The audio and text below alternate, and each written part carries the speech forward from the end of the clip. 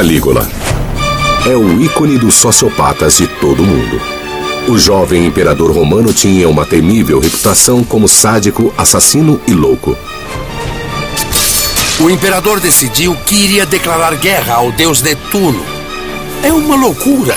Existem histórias de mulheres e crianças inocentes que eram jogados dos penhascos para a morte. Será que ele era mesmo tão mau? Usando os registros históricos antigos, descobriremos o verdadeiro Calígula.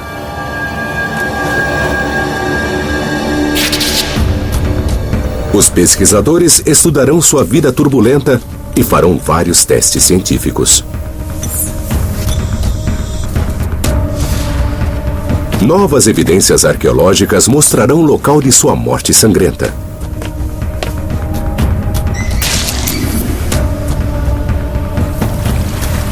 E um importante perito psiquiátrico analisará sua personalidade para revelar se ele era louco ou apenas mau.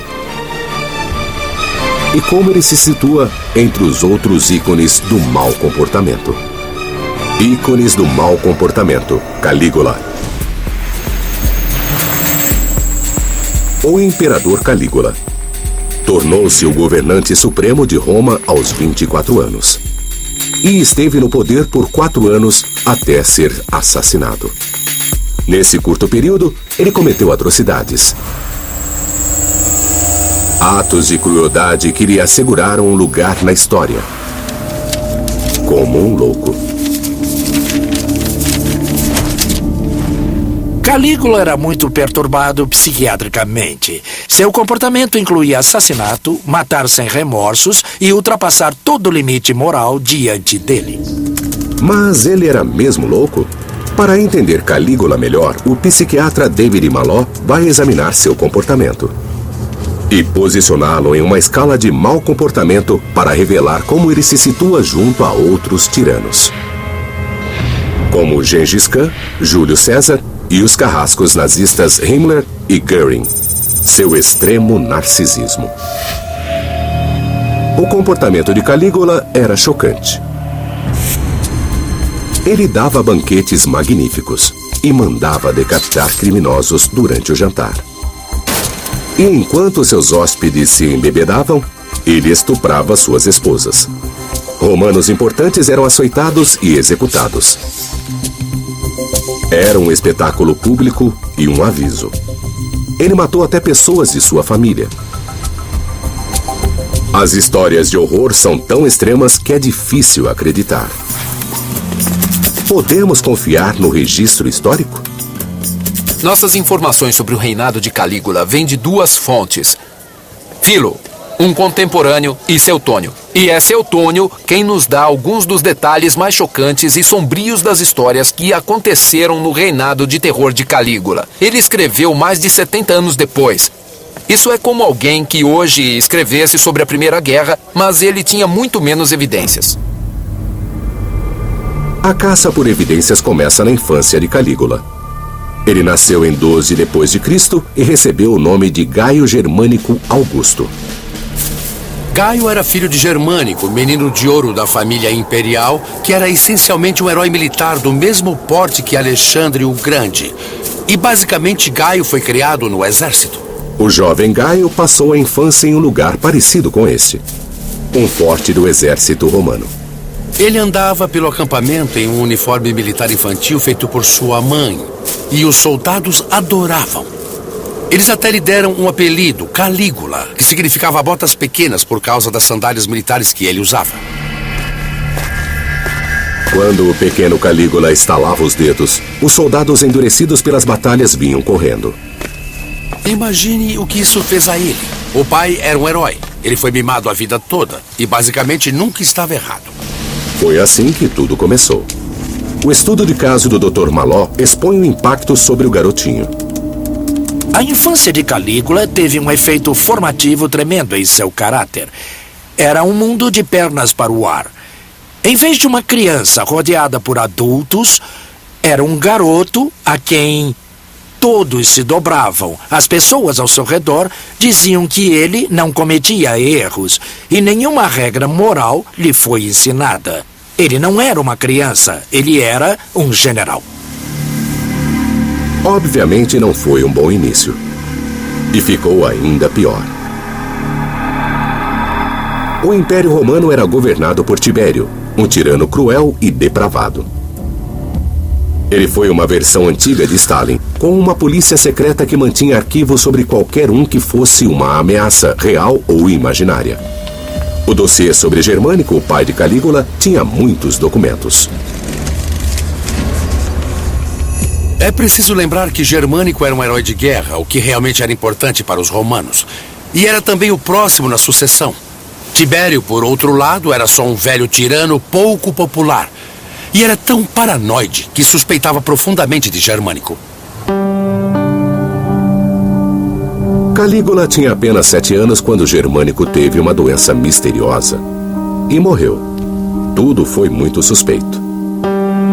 Os boatos disseram que Tibério o envenenou, mas não houve provas.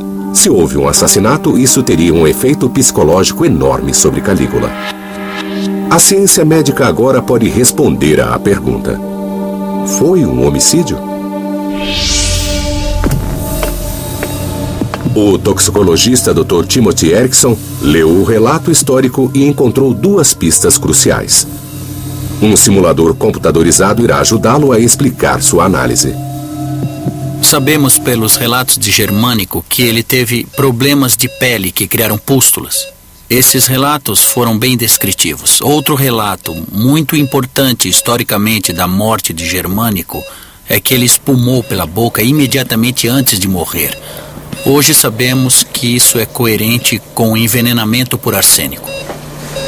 Mas o envenenamento por arsênico pode ser confundido com uma doença comum e mortal. O que é descrito classicamente como envenenamento por arsênico é uma diarreia como se fosse água de arroz, em que se perde tanto volume pela diarreia que parece ser arroz e água. A maioria dos relatos chama isso de cólera, então esse é outro modo para afastar as pessoas da suspeita de arsênico. Arsênico, disfarçado como cólera, é uma explicação possível. Ele teve insuficiência cardíaca. E então o corpo parou completamente de funcionar e ele morreu.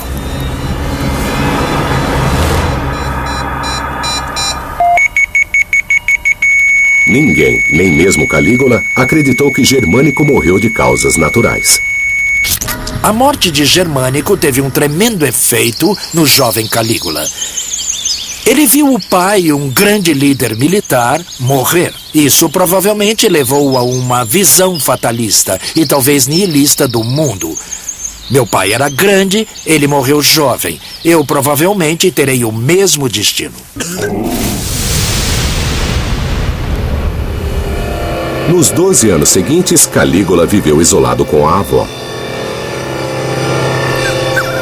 Nada se sabe desse período de sua vida.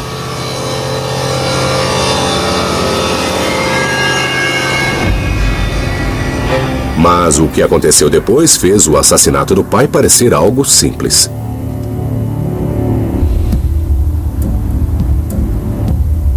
Tibério convocou-o para a ilha de Capri, que hoje é turística, mas na época era um lugar temível.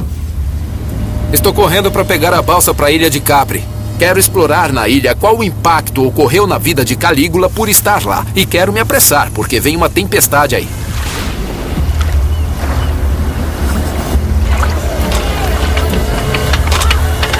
Capri fica a 200 quilômetros ao sul de Roma, no Mediterrâneo, e servia para proteger Tibério de ataques.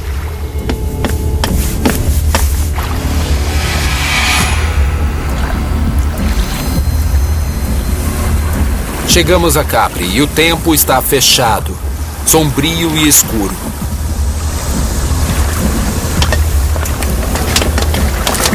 Como em filmes de espionagem, o Palácio de Tibério ficava no ponto mais alto e inacessível da ilha.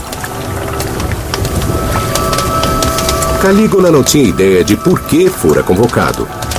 Mas o que aconteceu aqui mudou-o para sempre.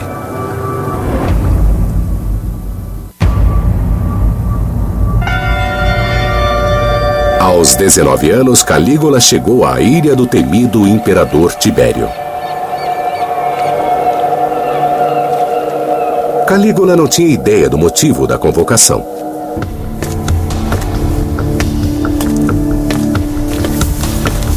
Esse foi o caminho que Calígula percorreu até o palácio de Tibério no alto da colina.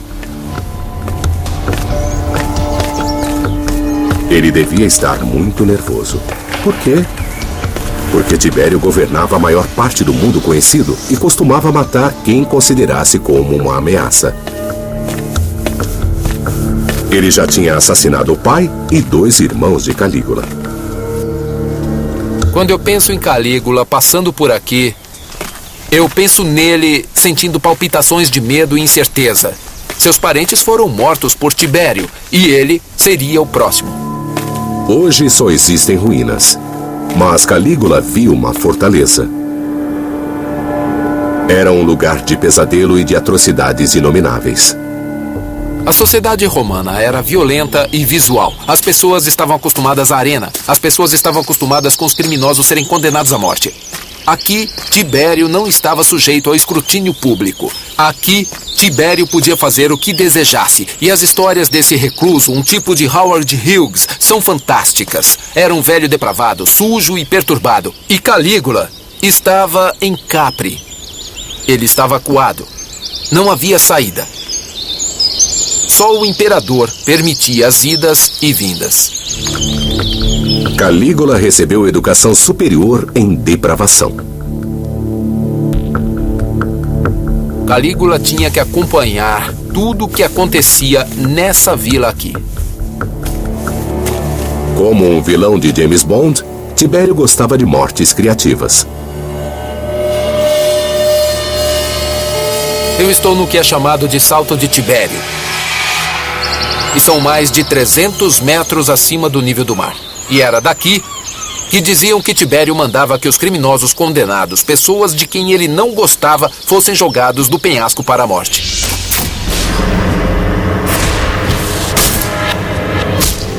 Diziam que se eles ainda sobrevivessem, havia homens embaixo, em botes a remo.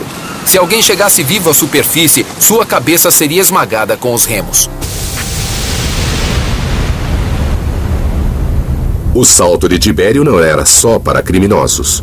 Existem histórias de mulheres, crianças, inocentes, que eram jogados apenas para o prazer de Tibério.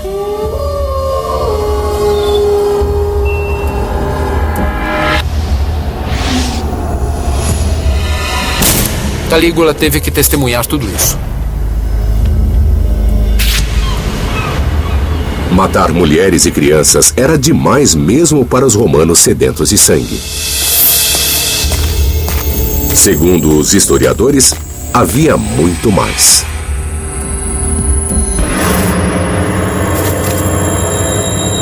Orgias, estupros, pedofilia, tortura. Todas as modalidades de mau comportamento. As histórias dizem que Calígula se abandonou e participou de todos os tipos de perversões sexuais e atos horríveis. Capri teve um efeito fortíssimo sobre Calígula. Ele aprendeu que a vida não tinha valor. Aprendeu que o propósito da vida era a busca do puro prazer. E aprendeu a associar puro prazer com violência. Calígula afundou cada vez mais em seu estado mental distorcido. Ele começou a se identificar com Tibério. Eu quero ser como Tibério. Ele queria ser Tibério, o homem que matara sua família e o mantinha na ilha. Foi uma versão antiga da Síndrome de Estocolmo. Calígula se ligou à fera.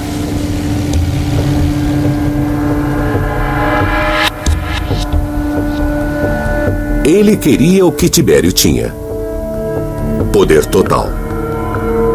Calígula aprendeu o que era o poder absoluto. Ele via de Capri todo o império e o desejava. Ele logo o conseguiu, quando Tibério morreu de repente.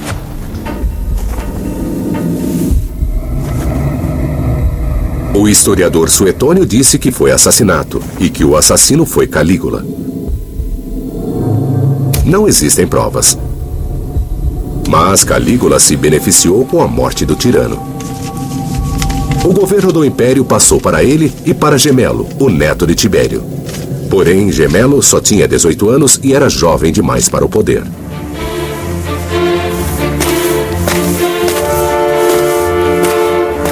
Em 37 depois de Cristo. Calígula tinha 24 anos e dominava o mundo. Tibério estava morto e Calígula era o imperador. Ele foi para Roma por esta mesma estrada, via Ápia.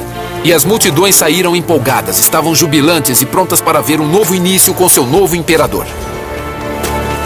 A primeira coisa que ele fez foi se afastar do temido Tibério.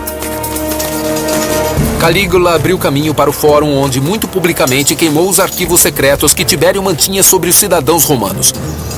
Esse foi um grande momento. Foi como se os arquivos da KGB fossem queimados em público. Era um novo começo e a multidão ficou muito entusiasmada com isso.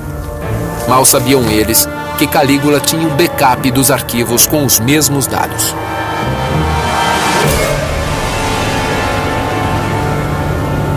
Calígula não parou aí. Ele agradava as massas e conseguiu conquistá-las. A sociedade romana se dividia em dois grupos. A classe governante, as pessoas educadas, as pessoas muito ricas, formavam um grupo. O outro era a plebe, comuns, a massa. E era preciso mantê-los satisfeitos, era preciso deixá-los felizes. E o modo como Calígula fazia isso e que se tornou famoso era dar dinheiro. Quanto dinheiro? Até 2,7 bilhões de moedas de bronze. E ele fazia isso em locais como a Basílica Júlia, indo para o alto da estrutura e jogando moedas para as massas que estavam ansiosas esperando para pegá-las. Por 8 meses, tudo foi doçura e luz. Então Calígula mudou abruptamente. Da noite para o dia, o ditador benevolente transformou-se em um monstro furioso, um clone de Tibério. Ele se voltou contra o povo em uma orgia de violência.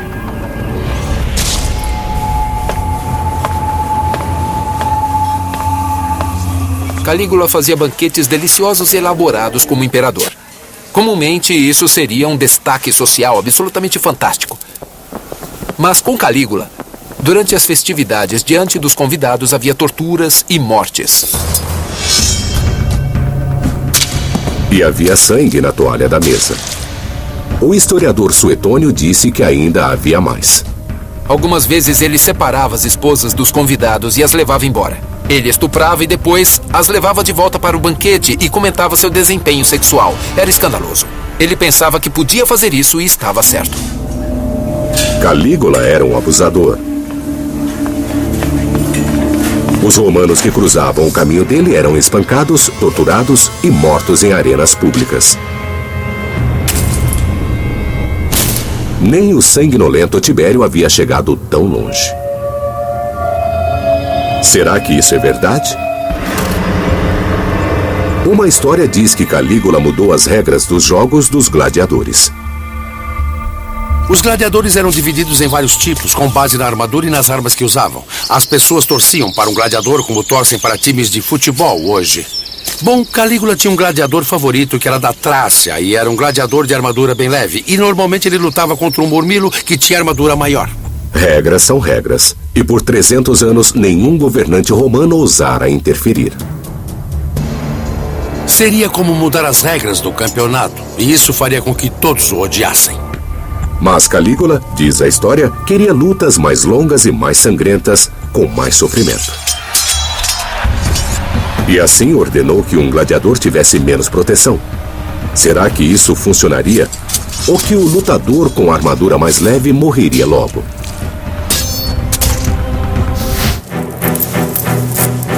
Para responder a essa pergunta, 2 especialistas em luta estão vestindo armaduras de gladiadores autênticas. Não há muito para começar.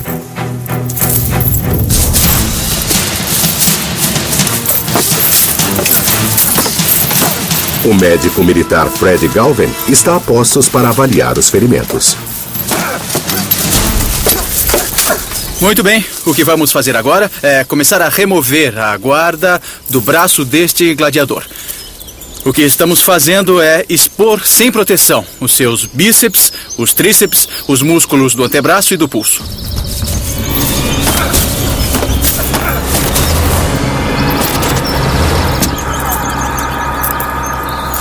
Bom, esse teria sido um ótimo golpe. Você pode ver onde ele cortaria os grupos musculares do bíceps e do tríceps. Por mais ruim que pareça este ferimento, ele certamente não é crítico como um ferimento na parte interior do antebraço, que é onde as artérias e veias passam pelo braço. Apesar do sangue, este ferimento não teria acabado com a luta. A seguir, Fred tira o escudo do gladiador.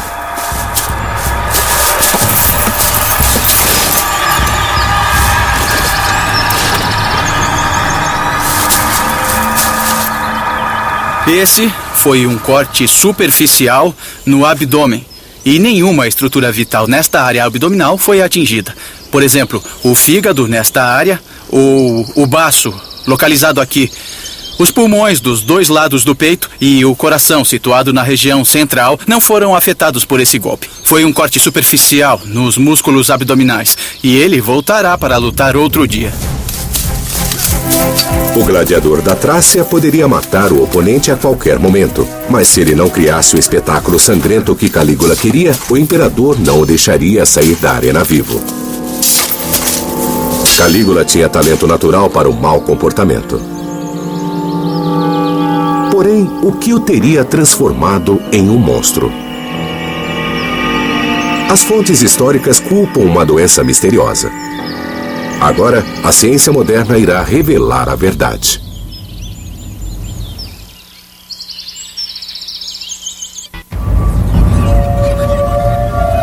Roma, 37 d.C.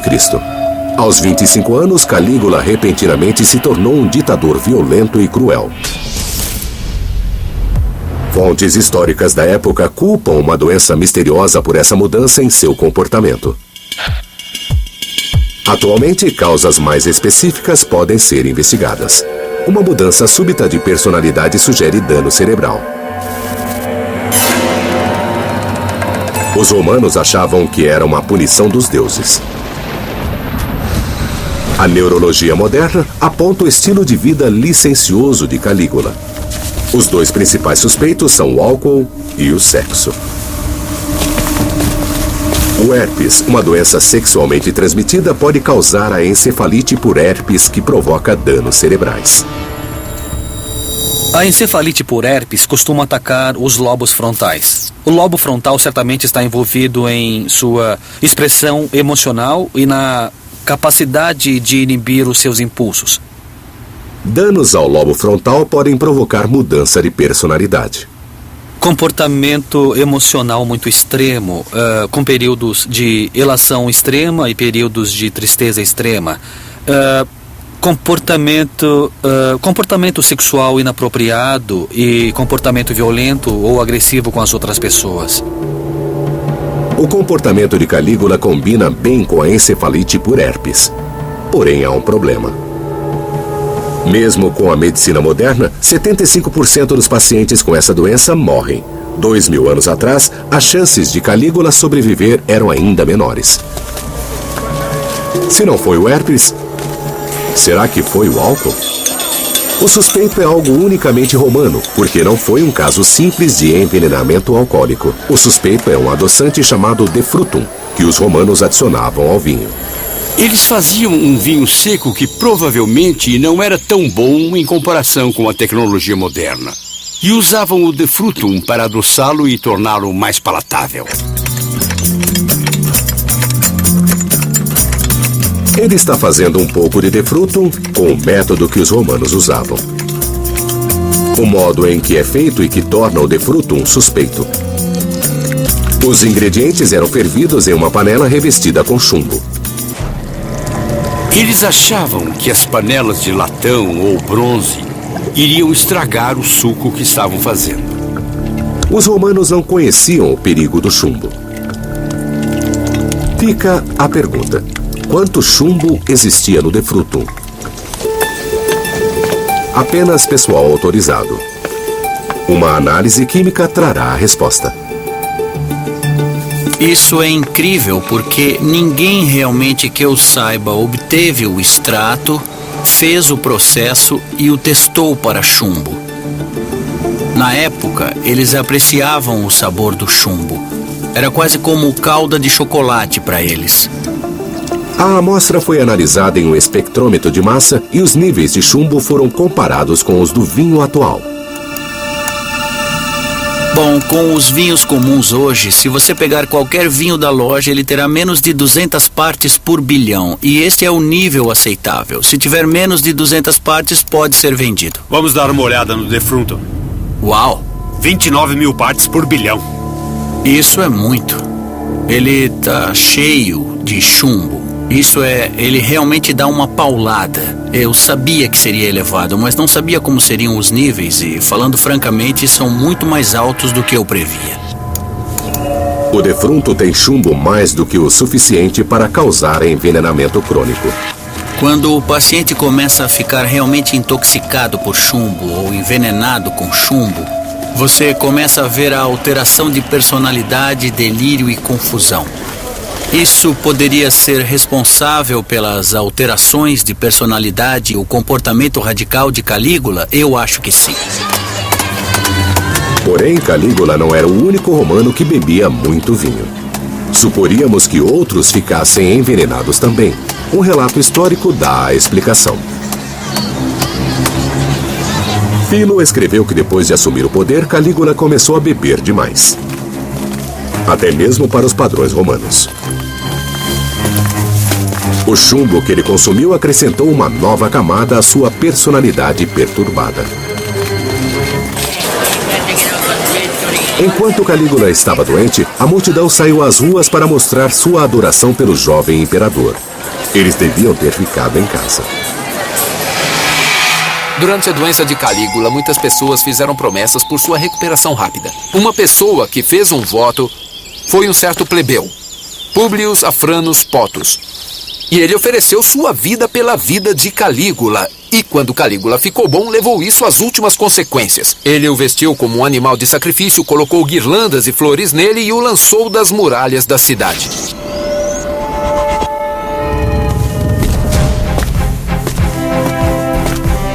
Depois disso, Calígula voltou-se contra Gemelo, seu co-regente.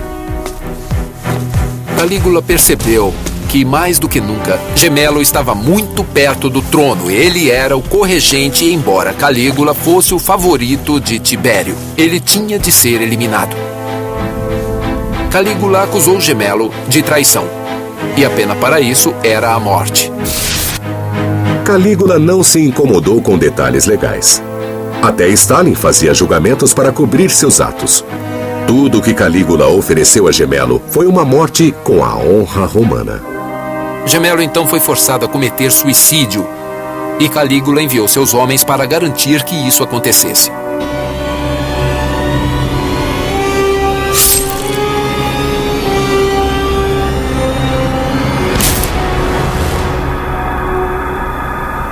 O que se passava na cabeça dele? O Dr. Maló pensa que ele era um caso extremo de narcisismo. Ele se via como sendo uma figura grandiosa e onipotente. O perigo de uma personalidade narcisista é a incapacidade de tratar os outros com algum grau de empatia. Ele era, de algum modo, um tipo de filme de terror antigo. Ele era Fred Krueger de toga, tão fora de controle que chegou a desafiar os próprios deuses. Isso era um tabu na época romana. Mas Calígula não se incomodava. No centro da Roma antiga está um prédio reverenciado. O templo de Castor e Pollux. O historiador Suetônio escreveu que Calígula transformou esse local sagrado na entrada de seu palácio. O equivalente moderno deste ato seria se alguém construísse uma grande residência ao lado do Vaticano, abrisse um buraco e depois usasse o Vaticano como um vestíbulo, usasse o Vaticano como sala de jantar. Sabe, pendurasse luzes de discoteca e fizesse grandes festas. Era tão absurdo e louco assim. Era tão ultrajante que os historiadores posteriores não acreditaram. Porém, em 2003, Darius e sua equipe revelaram a verdade. O sítio que eles escavaram não está acessível, mas o que eles encontraram foi surpreendente. Bem nessa área, temos certamente algumas estruturas da época que fazem parte do palácio. Bom, indo em frente nessa direção, nossas escavações revelam aqui onde o pórtico está. Alicerces enormes que continuam nessa direção. Eles continuam e se estendem até os fundos do templo de Castor e Pólux. Assim, o que temos são alicerces enormes que se estendem, de onde sabemos que os Júlio-Claudianos construíram palácios, sabemos que Calígula estava envolvido e que vêm por toda essa parte e chegam até os fundos do templo de Castor e Pólux, como dizem as fontes. Isso sugere que a história em que todos se recusaram a acreditar por 2000 anos é verdadeira. Nem mesmo os deuses podiam parar Calígula. Ele estava a ponto de embarcar em uma jornada que, segundo as fontes, indica algo pior. Calígula estava enlouquecendo.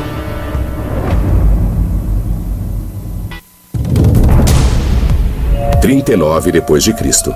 Aos 27 anos, Calígula governava Roma pelo medo. Mas isso não era o bastante. Ele queria garantir seu lugar na história, tornando-se um grande general. É preciso entender que Roma era um estado militar e havia uma regra intocável. Grandes líderes venciam batalhas. Quem quisesse ser respeitado em Roma tinha de sair e derrotar os bárbaros, e teria de fazer isso espetacularmente.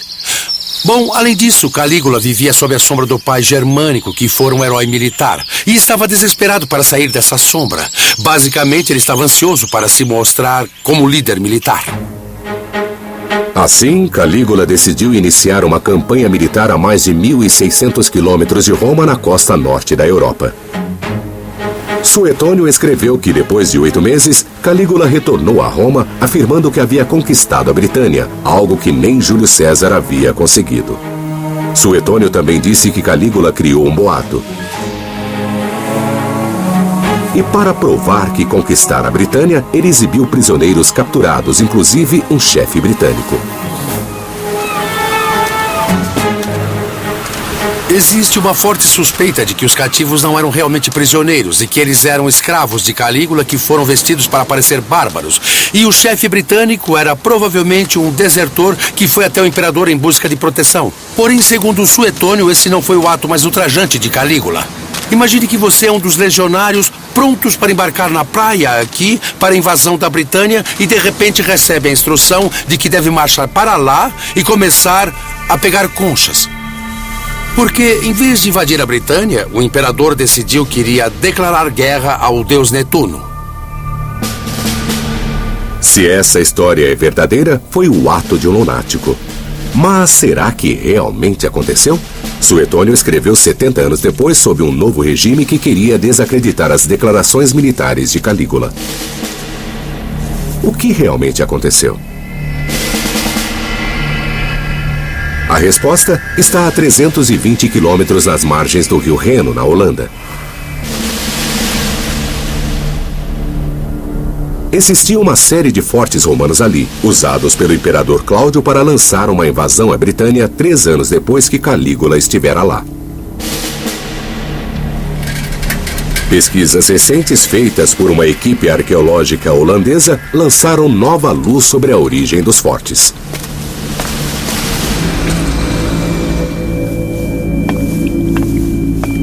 A equipe datou a madeira das toras nos fortes usando 3 anéis.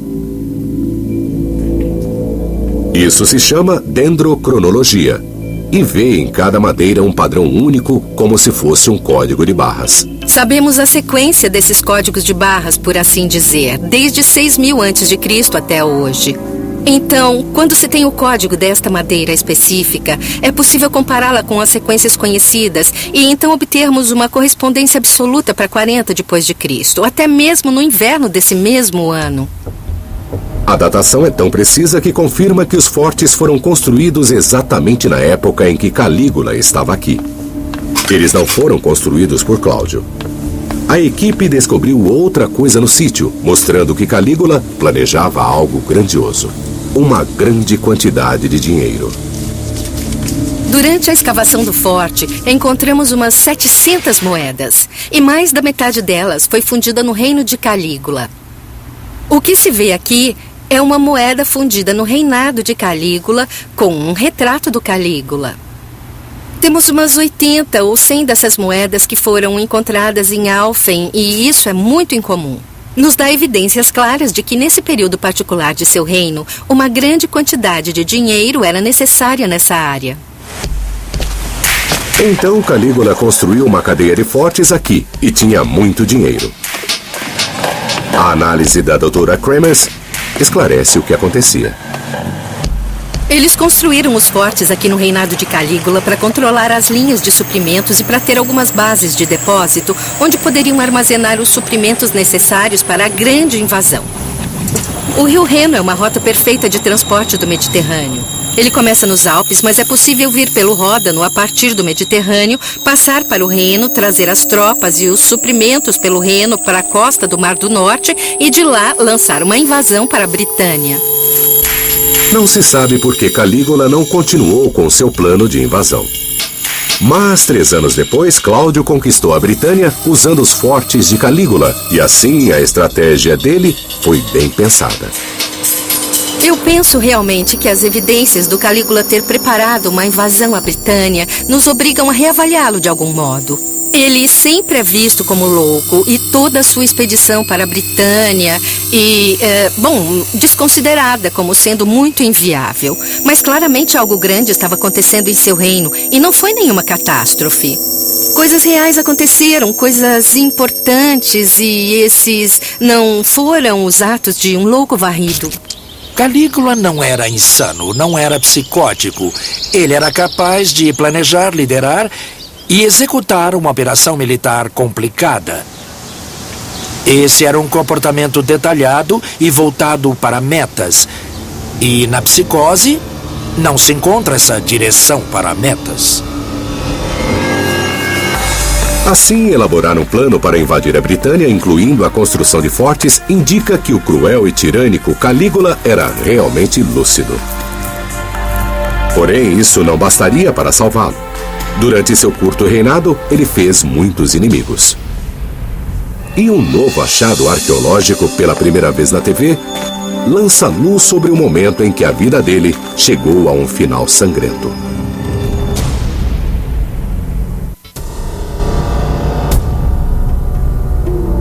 Calígula estava com 29 anos. Ele governava Roma há menos de 4 anos. E estava descontrolado. Ninguém estava a salvo de sua violência. Nem mesmo aqueles cujo dever era protegê-lo. Os guardas pretorianos. As fontes antigas nos dizem que Calígula desrespeitava os guardas pretorianos. Ele zombou de um deles por ter voz afeminada e desrespeitou o outro ao dormir com a esposa dele. Isso era loucura total. Esses homens eram os que guardavam suas costas, eram os homens que protegiam sua vida e saúde. Calígula parecia ter um desejo de morte. Num dia frio de janeiro de 41 d.C., ele foi aos Jogos Palatinos em Roma. Multidões empolgadas enchiam o teatro e as ruas. A atmosfera estava carregada. Na hora do almoço, Calígula deixou os jogos. Ele entrou em uma passagem subterrânea chamada de Criptopórtico e se dirigiu para o palácio. Porém, não chegou lá com vida. Esse tipo de criptopórtico ou passagem subterrânea permitia que você fosse por um labirinto de um ponto do palácio para outro. E essa é uma grande descoberta que foi feita recentemente. Essas passagens ficaram ocultas por quase 2000 anos. Os arqueólogos as descobriram em 2006. E esta é a primeira vez que câmeras de TV entram aqui. As primeiras passagens descobertas foram construídas algum tempo depois de Calígula. Mas ao explorarem mais, fizeram uma descoberta que mudou tudo. Este é um dos sítios de escavações mais recentes. E bem aqui fizemos uma importante descoberta. Está escrito neste cano de chumbo, neste cano Tibérios Cláudio César Augustus. Quem é Cláudio? O sucessor de Calígula. Então estamos chegando mais e mais perto das realidades de Calígula. Este é um documento muito precioso que significa que os arqueólogos hoje estão reconsiderando toda a datação deste complexo. 2 anos depois dessa descoberta, os arqueólogos cavaram ainda mais fundo. Este criptopórtico é mais antigo do que o criptopórtico que vimos. O corredor que Calígula percorreu a caminho da celebração dos Jogos na colina. Sabemos que ele passou por um criptopórtico da colina palatina para seu palácio como este. E se viu isolado, longe dos guarda-costas, longe de seu séquito, sozinho. Estas são as passagens pelas quais Calígula realmente andou no último dia de sua vida violenta.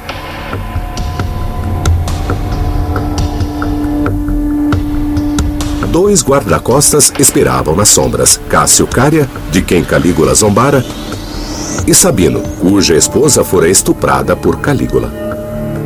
E foi então que os conspiradores agiram. Cássio Cária e Sabino o esperaram aqui e deram o golpe.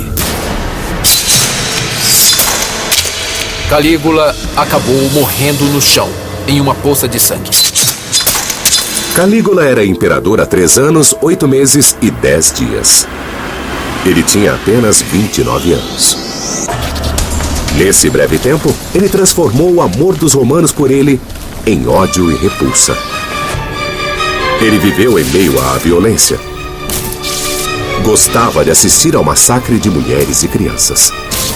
Tornou ainda mais sangrentos os cruéis jogos dos gladiadores. Estuprou e assassinou. Onde esse mau comportamento antigo coloca na escala dos tiranos psicopatas.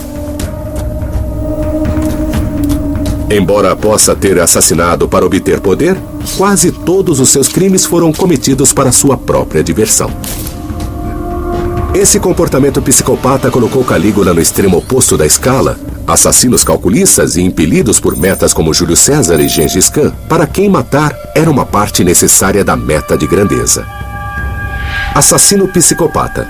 Ele estaria bem no alto da escala psicopata. Ele matava sem remorso, assassinava sem culpa. Era incapaz de ver os direitos das pessoas que o rodeavam. Esse homem era um psicopata totalmente calculista. Existe outro aspecto crucial da personalidade de Calígula que o separa dos outros: seu extremo narcisismo. Ele pontuaria muito alto em uma escala de narcisismo, com seu senso inflado de autoimportância, sua falta de empatia com os outros, sua necessidade de adulação. Assassino psicopata.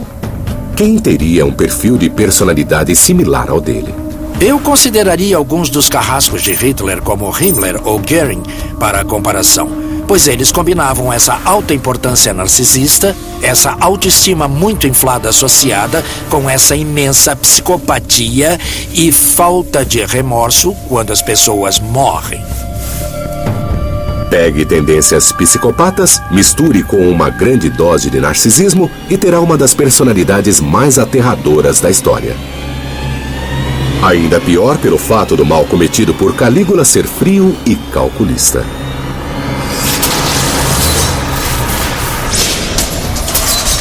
Apesar do curto reinado, Calígula lançou uma longa sombra. Tibério mantinha sua depravação atrás de portas fechadas. Calígula a exibia em público. O medo de Calígula permaneceu depois de sua morte. Talvez ela fosse falsa e Calígula espiasse nas sombras para ver quem se alegrava e quem seria o próximo na sua lista macabra.